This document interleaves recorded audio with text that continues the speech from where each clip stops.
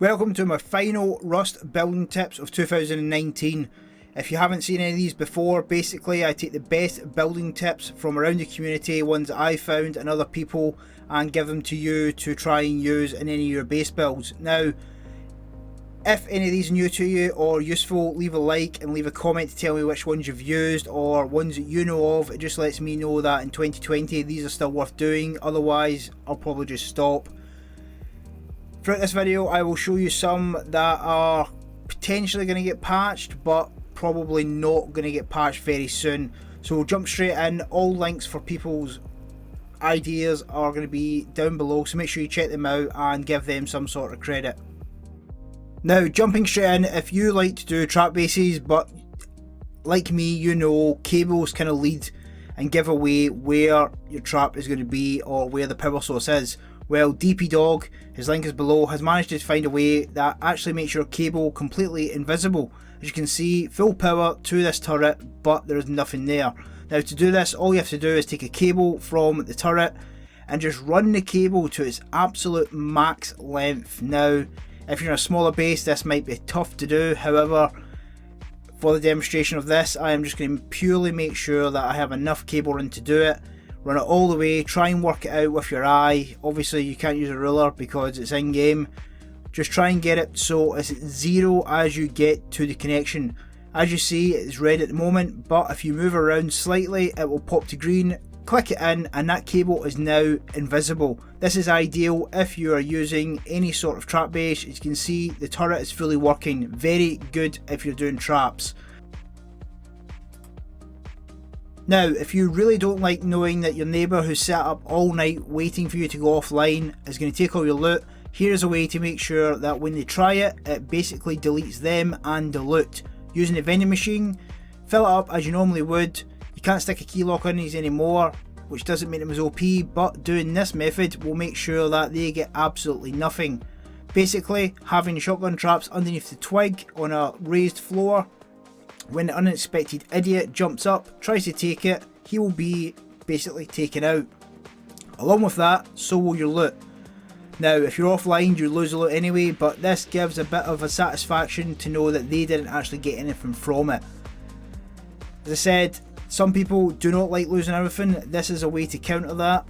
Personally, I would do it as well because I hate spending that 5 hours trying to get the base up and someone offlines me. Now, to do this is extremely easy to do. All you have to do is make a lower foundation and just basically put some half walls down and make a false floor. Very easy to do. Obviously you need a shotgun trap as well. If you're doing this as your starter base, I would recommend that you do it 1 by 1 and work out from it, because it can be quite annoying, especially if you're in a populated server. Now to do it, you do use the simple method of just placing the shotgun traps, rotate them round on an angle to make sure it takes them out, because if it's just straight up, chances are they'll just lean straight in from a distance and maybe even get the vending machine. Now once they're in place, sit your floor down. Obviously do not upgrade the one your vending machine is going to go into, or basically it won't work.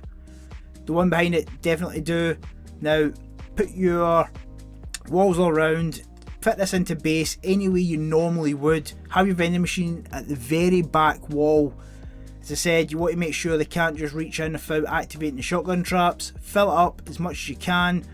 Now, I'll just quickly fill the shotgun traps up just to show you exactly how hard this hits someone.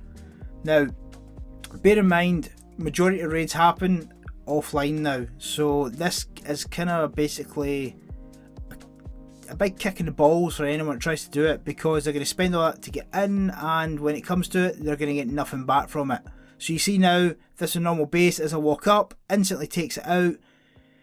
The big threat of this though, if you are playing in a group or a duo and he isn't on a TC, you're going to lose a lot. So be very careful when you do it, because it can be problematic if it's not done properly, but very effective to stop those offline guys getting all your stuff. Now this next one is something that a lot of people don't actually know, which is surprising, but if you put your TC behind an armoured window, it isn't fully safe and you don't have to take any sort of explosive to take it down. All you need is a couple of incendiary rockets. In fact, in some cases only one. Even if you armour this thing up, it will make no difference whatsoever. All you have to do is fire an incendiary rocket straight in and basically it will just burn that TC to the ground. So don't think that because you are behind an armoured window it's going to be very hard to get. Now, smaller groups get these little things quite quickly and quite easily, especially if they're taking the heli down. So if your TC is quite open in your base, they can take it over quite quick. Now I'll show you now, watch it, it will just drop quicker than a butcher's pen. Gone. A lot of people don't know this, it is surprising. I don't know why they think it's completely secure behind that window, but it is definitely not. One thing you should really take into consideration when building any sort of base, it's not as secure as some people may actually think. Now, combining an old trick that I've been doing for quite a while, I never actually put it into a base because I didn't think it was fully secure. But I think I seen it on one of Butsy's videos, his link's below. He does loads of weird TC things using a trick that I done about a year ago, but he took it to the next level. Basically, it makes sure that when you're teleporting between the windows, it strengthens it dramatically. Now, by putting the floor frame in, it means if someone goes through the window, which is only 500, they have to then go through the frame as well, meaning they have to go through the wall. So if it's armoured, they have to take either the armoured wall out or the window frame, and the wall frame and the window. Now, that adds quite a lot of strength if you're doing one of these bases, a massive amount of strength in fact. Now, as you can see, if you don't know this trick, basically how it works, you just sit on the chair because Rust is fully working and doesn't have any glitches, and it will take you through to different rooms.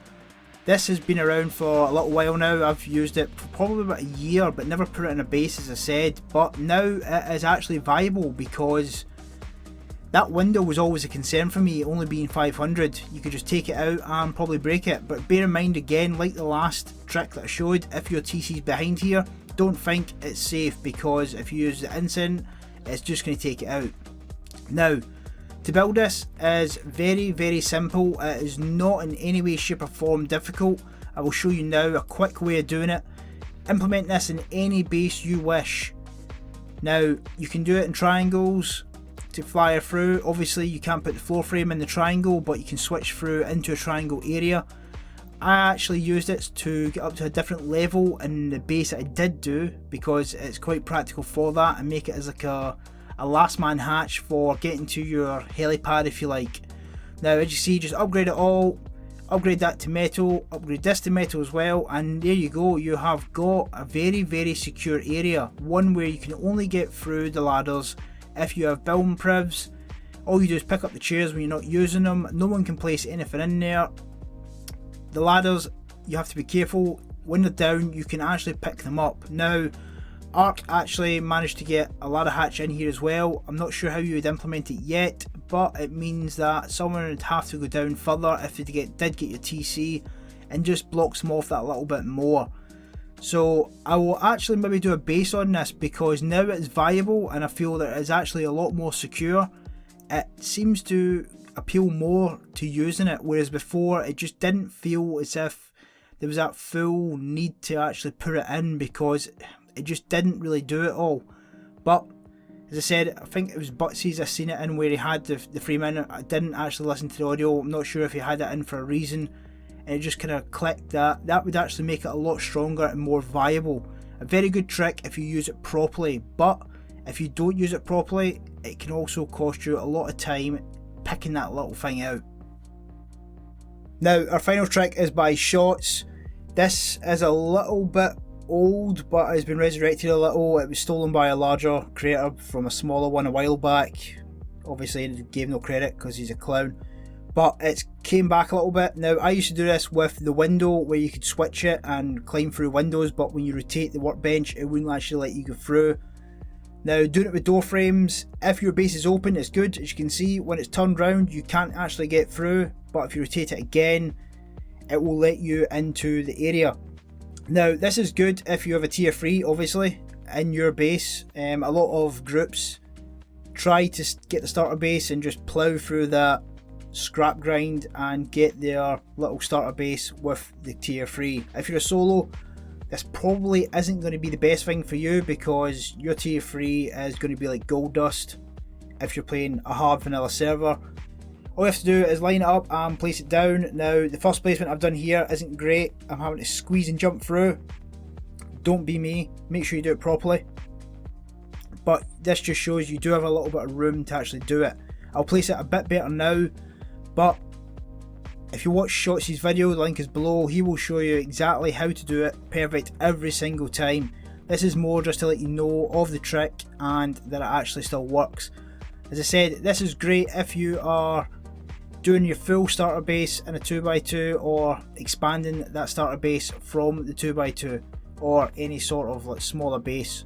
Now, as I said, all you have to do is rotate it. Obviously you need off to do this, so if they try to just take your doors, this is going to present quite a problem for them. Now, obviously the workbench is a lot stronger than a door, so if they take this out with their little satchel offline raiders, they're going to find themselves in quite the conundrum. Now, this is viable mainly, as I said, if you're a group, because your solo player is going to try and tuck that away as best they can because they do not want to be losing it. See, better placement there, but check out Shots, he will show you definitely how to do it first time, every time. So guys, that is my tips for 2019. Hopefully next year we'll have some more. As I said, leave a like and a comment so I know that these are worth doing, and I will see you in 2020.